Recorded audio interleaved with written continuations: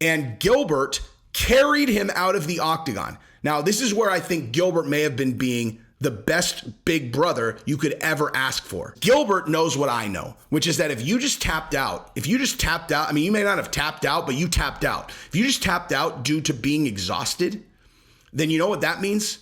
That means your career's over. All right, Jesse on Fire, welcome back to the channel. So we're gonna talk about Herbert and Gilbert Burns, and I wanna talk about specifically the Herbert Burns fight from Saturday. Now, if you haven't seen that fight, I still watch this video because I think that, the reason why I wanna talk about this is because I think this is a very unique situation where if Herbert Burns does not have a serious knee injury, which is what he's saying that he has.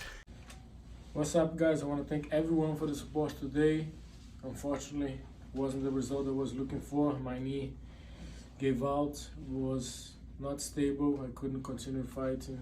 His career might just be over in the UFC. And here, I don't think that's ever been a situation where I've said that before, where it's like, man, that guy better hope he's got a very serious knee injury. I'm going to talk about the optics of that fight and then tell you exactly why, in my opinion, if he doesn't have a serious knee injury, he's finished in the UFC. That's what I'm going to say. Now, he may have one. But I'll tell you why it's even worth talking. Normally, guy has a knee injury, you know he has a knee injury, right? And in this case, it was like a knee injury, huh? A knee injury. And Gilbert Burns, his brother, carried him out of the octagon. So anyway, I don't want to bury the lead too much, but just before I do that, by the way, this is set up. The reason why you're looking at it like this is I have this new huge studio. My lighting that I have does not fit the size of space that I have now. So it's a work in progress, right? Just bear with me. I appreciate you guys hanging in. And by the way, go ahead and subscribe and ring the bell if you haven't already. And for this reason right here, you want to know the reason I want to do this video? This is honestly. The reason I picked this video over, I literally have a list this big of videos I could do, is because I'm genuinely curious what the MMA community thinks. And my, viewer base tends to be the highest, the higher end of the MMA viewer base. So I'm going to tell you what I thought, and I'm really curious what you guys thought. I can basically assume a lot of you guys saw the fight on Saturday, and I can assume that you guys will have strong takes. So I appreciate that. As always, I had no one to talk about it with on Saturday. So let me know what you think, and then, if you have a good conversation in the comments, like everyone does, then subscribe and ring the bell. So anyways, yeah, so here's the thing. So, for those of you who don't know who Herbert Burns is, Gilbert Burns' brother and younger brother. And basically his MMA career looks like this. He didn't go, I guess he had run through, in jiu-jitsu, he had won, national titles, but in the lower belts. And I think pretty quickly, I'm not even sure if he was a black belt yet when he first started MMA. I was reading about it. He might've been a brown belt. He's obviously a black belt now, but anyway, it's neither here nor there. He doesn't have the world championship accolades like Gilbert Burns. I'm sorry, when I said national championship, I meant world championship, but in the lower belts divisions. So, but nonetheless, he's nasty. He's super nasty. And he's Gilbert Burns' brother. So if he can put it together, he's got a high ceiling. He's got a real high ceiling. So going into this fight, it's like, okay, so, this guy's jiu-jitsu is super nasty. He's won a bunch of, fights by submission. He got finished in his last fight, but blah, blah, blah, blah, blah. So you're going into it going, oh, it's Gilbert's brother. Man, this guy needs to stay away from the jits. And very, very quickly into the fight, he's got what appears to be a fight-ending triangle locked on this guy, okay? Now, the other guy's a black belt in jiu-jitsu, but whether you do jiu-jitsu or not, you guys are all MMA fans.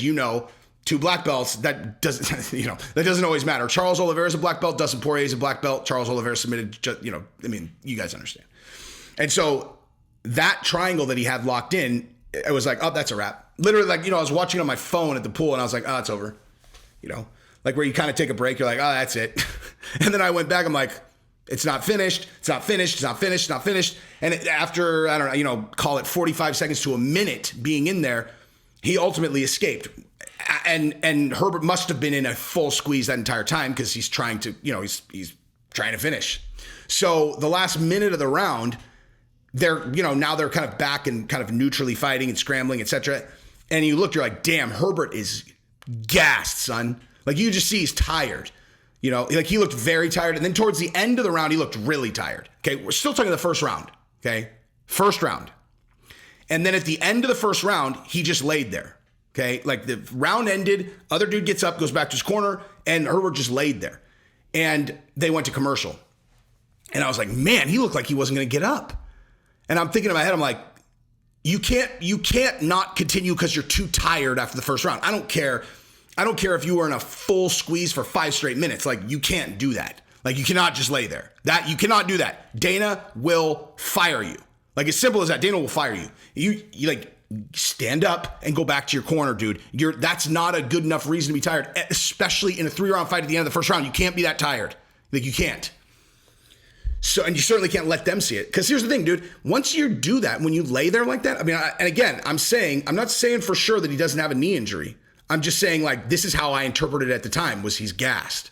And I'm thinking, and because anybody knows, look, like, if you've been in any kind of mutual combat situation, especially a situation like that, where if you get up and you go back to your stool and the guy just lays there, what's he saying? Like, what's he saying? Is he giving you the idea that he's ready to fight next round? He's saying, I'm done. I can't even get myself up to go to the stool, much less fight you. You know what I mean? I can't conjure up the energy to stand up to my feet and walk 7 feet that way and sit down on a stool. Okay? How am I going to defend against, like, you don't need to be an MMA fighter to know exactly how much energy it takes to stand up and walk to the stool, right? Anybody can do that. And if you don't have enough energy to do that, how on earth are you going to have enough energy to defend against a professional fighter who's coming in there fighting for their life and trying to take your head off or, strangle you to death? You're not. So if you just lay there, you're saying, I'm done. I'm done. And so when they came back, they're all, it took Herbert's team 20 seconds to get him back to the stool. You're like, okay, so he's finished. And so I'm thinking in my head, I'm like, this is the end of this guy's career, unless he starts fighting. And in the second round, he comes out, he sluggishly, basically what it appeared to me was he was telling everyone, I'm too tired to fight. I'm too tired to fight. I don't know if I necessarily want to use myself as the example of this, but I've seen people do things like that in practice before. Like when you're training, you're so tired you can't even, like, you can barely even move. And like, if you're like the guy and they're rapid firing you opponents and you're so tired, like, instead of just like tapping, you kind of just show everybody like, okay, I can't do another guy. Like, I can't do another guy. Or you let yourself get submitted, whatever. But you're showing with your body language, I'm done, dude. Like, I don't have energy for this. And like, again, that's in training. And nonetheless, whatever. I'm embarrassed that I use myself as that example because I have done that before. 100% I've done that in training. I can't do another guy. Man, it makes you sound like such a pussy. That's like that. I'm not going to edit it out though. I will own it. I've done that. I've done what I just described. Not in a UFC fight though, right? So he's doing that in the second round. Just all he's doing by fighting is showing I'm too tired to fight. And then so when he ends up on the ground and they stand him up, he just lays there. He's like, I can't stand up. I can't stand up. And so they waved off the fight. So as I saw it, right? It was he just tapped out due to being tired, right? He just tapped out due to being tired.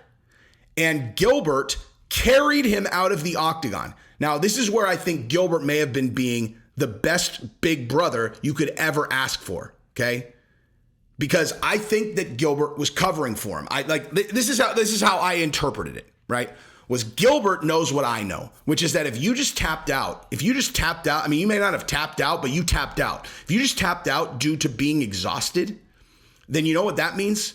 That means your career's over, right? Like, your career's over, dude. Like, Dana has a line this thin when it comes to shit like that. Like, if guys go out there and they don't try, I can't remember. I think the guy's name was Caleb. He was one of the Ultimate Fighter guys. He came out and he basically went out and just sparred. Like, he was so relaxed, and so was the other guy. And I think Dana cut them after the fight. And Dana was just very verbal. He's like, yeah, I don't allow people in the UFC who are going to fight like that. And tapping out due to being exhausted is, and like the guy who didn't come out off the stool, remember that? I can't remember who that was. But like, I remember he took the fight on 5 days notice and he got a bunch of shit about that. But Dana, he hasn't been in the UFC since then.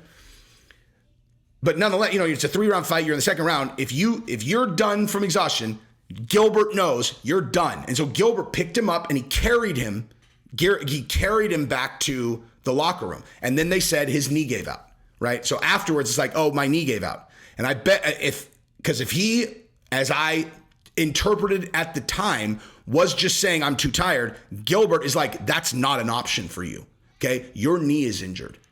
Like, your knee is injured, end of story, okay?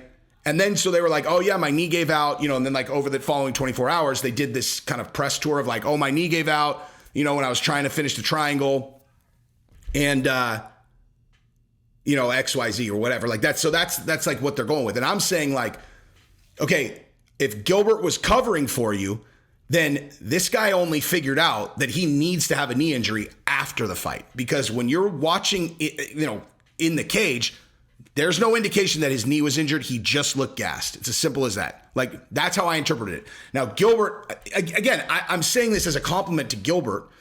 And listen, it's one of those things. I've never fought in the octagon. I'm not in a position, the UFC, I'm not in a position to throw stones at people. I am, however, an expert on this shit. Okay. Like, I'm a stone as much as there's this one little line where we can cross and go, well, you never fought in the UFC, so you're not in a position to chastise a guy for tapping out due to being gassed. I'm like, that's true.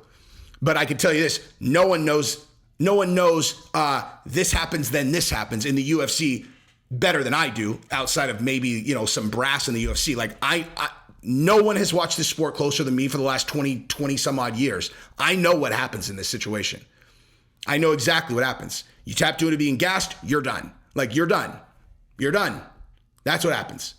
And Gilbert, of course, knows that also. So my question is his knee actually injured or not? And if you think Dana is not going to be looking at that medical report to see if his knee was actually injured, you're crazy.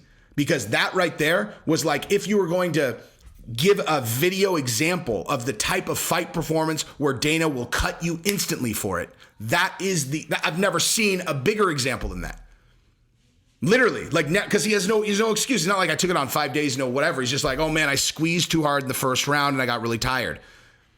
Like, oh, okay, well, bye, like, you're cut. Now, him being Gilbert Burns' brother might protect him a little bit. But again, he might have a knee injury.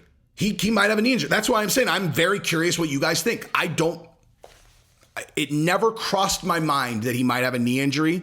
And again, as an example, in the Kevin Lee and Diego Sanchez fight, I was like in the Eagle FC one, I was watching that, and Markel is Kevin's manager, and I was watching it with the sound off. Like, I was at home watching a movie with my kids. I had it on with the sound off, and I texted Markel's one of my boys, and it's early in that fight. I texted him like, dude, I think Kevin's leg is hurt.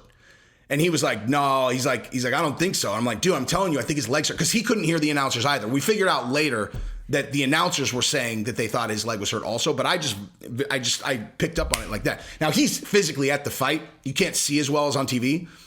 But my point being is, like, if a guy's knee is hurt, like, I can usually tell that if something's wrong. And I didn't see that at all from Herbert Burns, like, not even a little bit. Now, just because I picked up on one knee injury doesn't mean I would pick up on all of them. I'm just saying I have a pretty trained eye, dude. And I didn't see anything that indicated that he had a problem with his knee. Now, he wasn't throwing a bunch of strikes, so it's possible, Kevin Lee's trying to play in a different game. So who knows? Maybe he does have a knee injury. I'm not saying he doesn't have a knee injury. I'm saying, as a viewer, that never even crossed my mind. And there's a very big reason why he would say he has a knee injury afterwards, right? Anyway, that's what I got. I'm curious what you guys think. I love Gilbert Burns. This is definitely not meant to hate on either guy. It's definitely not meant to hate on either guy. Like, I love Gilbert Burns, man. But anyway, and I wish the best for Herbert too. I hope he's not injured, but I kind of hope he's injured. You understand what I'm saying? Anyway, love you guys. Subscribe to the channel, ring the bell. Peace.